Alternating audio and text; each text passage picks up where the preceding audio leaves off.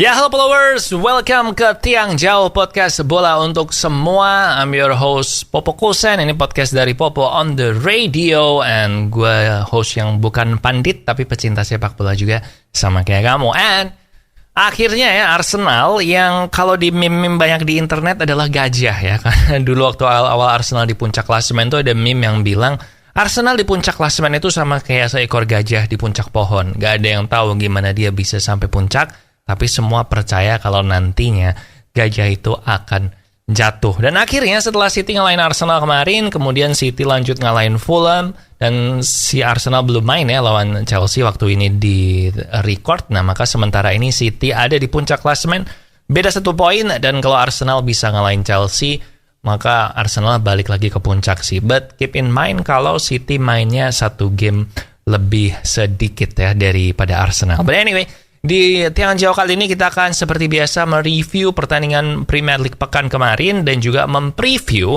pertandingan Premier League akhir pekan ini, sama mungkin ada beberapa yang di tengah pekan deh, karena ini jadwalnya udah mulai padat ya, 2-3 hari sekali udah mulai pada main. Nah, jadi mungkin nanti akan lumayan banyak nih preview pertandingannya. But yaudah, sekarang kita mulai dulu di Tiang Jauh. Jangan kemana-mana, let's go.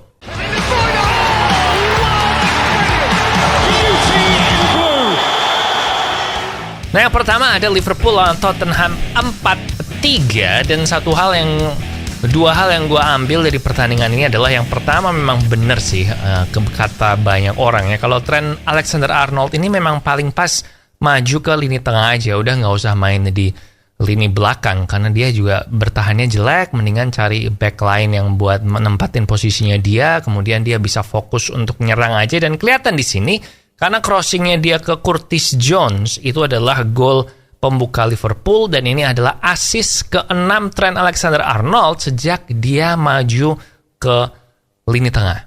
Dan dia juga lebih percaya diri ya, kalau tiap kali dapat bola dia kayak lebih nyaman aja sama di tengah itu. Karena kalau di tengah dia misalnya kehilangan bola kan musuh nggak langsung nyerang ke lini belakangnya kan. Dan kalau di pertandingan ini Gareth Southgate juga nonton, dan mungkin kalau Gareth Southgate nonton ini bukan nggak mungkin si Trent ini akan juga dimainkan di lini tengah di Inggris, karena memang timnas Inggris itu lini tengahnya kurang ya. Jadi kayaknya Trent ini memang lagi dicoba di posisi baru ini sama Jurgen Klopp sekalian buat persiapan musim depan. Kemudian hal yang kedua adalah Harry Kane. Harry Kane kayaknya hari-hari terakhirnya bersama Tottenham ini bakal makin jelas ya, karena kan dari dulu Kane selalu bilang bahwa dia itu pengen meraih gelar juara, dan musim ini Kane aja ngegolin 25 gol di EPL, tapi Tottenham ya gitu-gitu aja penampilannya. Bahkan mereka perebutan tiket Europa League-nya aja terancam turun ke perebutan tiket Europa Conference League gitu. Jadi si Tottenham ini memang parah sih musim ini. Mereka tahu nggak?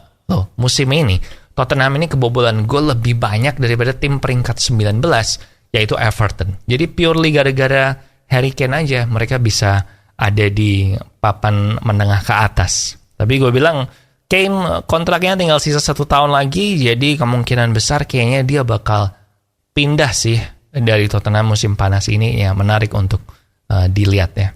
Next ada Man United Aston Villa 1-0, dan memang dulu kalau kita lihat Casemiro sebelum dia di scoring 4 pertandingan, itu kelihatan kalau dia ini adalah pemain lini tengah yang membuat lini tengahnya MU itu menjadi tenang. Tapi abis dia scoring 4 pertandingan, dia kayak kehilangan ritme permainannya gitu kan. Dan akhirnya sekarang gue bilang di pertandingan ini si Casemiro kembali nunjukin kalau dia udah back in rhythm nih, kalau dia udah bikin lini tengahnya MU jadi solid lagi. Si Ten Hag juga setuju, dia bilang hari ini penampilan Casemiro sangat cemerlang, pemain penting, dan MU menatap akhir musim ini di 6 pertandingan ya, 7-6 pertandingan lagi, termasuk ada final FA Cup juga. Kelihatan kalau udah mulai pemainnya pada balik dari cedera kan, jadi Casemiro udah balik, Eriksen udah balik, jadi udah kayak full team. Well, nggak full team sih karena Martinez cedera, but kalau gue lihat penampilan Lindelof sama Shaw di lini belakang cukup solid sih. Walaupun nggak sesolid kalau Martinez Varane ya. Next, ada Brighton lawan Wolves, Brighton 6-0. Jadi setelah mereka tampil buruk di Piala FA lawan Man United, kemudian habis itu mereka juga kalah sama Nottingham Forest.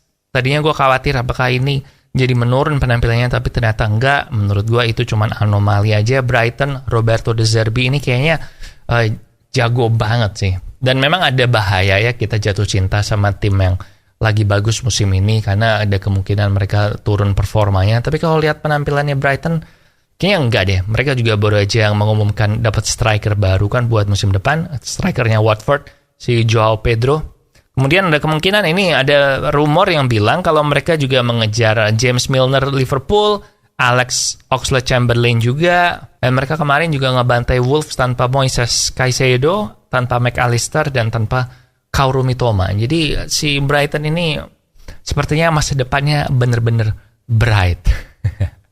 Sedikit joke bapak-bapak gue masukkan. Kemudian terakhir ya, yang kita review ada Crystal Palace lawan West Ham 4-3. Dan West Ham ini gue bilang David Moyes ini akan menjadi detik-detik menentukan buat karirnya dia di West Ham. Karena si West Ham ini Gini, gue kasih preview ya. West Ham ini udah 43 tahun sejak terakhir kali mengangkat piala. Dan di UEFA Conference League sekarang, si West Ham ada di semifinal lawan AZ Alkmaar. Dan kalau mereka bisa menang di semifinal ini, maka mereka akan lolos ke final. Dan kalau juara di situ, walaupun juaranya cuma Conference League, tapi tetap aja juara Eropa, maka penggemar West Ham gue bilang akan puas sih dapat piala Eropa. Tapi yang perlu dikhawatirkan adalah kalau mereka fokus ke Europa Conference League, sementara di Liga Premier Inggris, mereka dari pertandingan sisanya itu masih ada melawan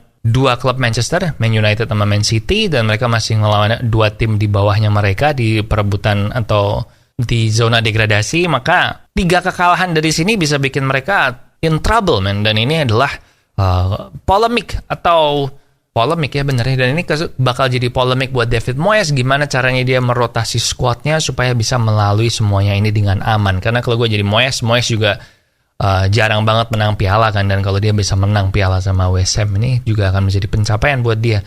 So kita tunggu aja sih langkah West Ham ke depan. West Ham sebenarnya kalau waktu lagi bagus banget. Tapi emang musim ini konsistensinya kurang sih. Dan kita lihat kayak kemarin kalah sama Crystal Palace itu kan sebenarnya mereka mainnya juga nggak jelek kan, cuman sedikit blunder di sana sini.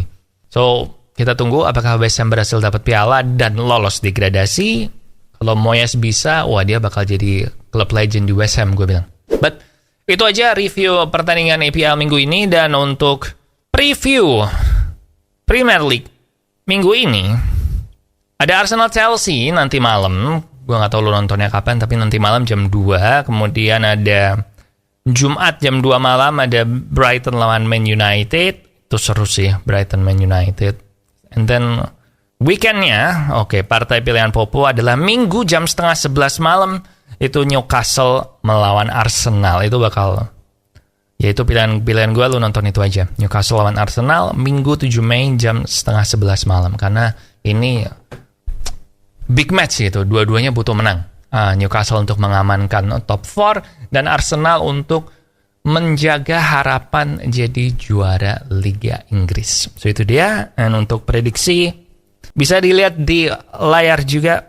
And ya udah, gitu aja ya untuk Tiang Jauh kali ini. Jangan lupa share ke teman-teman kamu yang juga suka bola, dan juga subscribe ke YouTube Popo on the Radio, dan mungkin bisa check out, subscribe juga channel YouTube Bola Adalah Teman, karena itu semacam kayak saudara kita gitu. Oke, thank you so much for watching. Di sini Popo Kusen. Jangan lupa minum air yang banyak, and we'll see you when we see ya.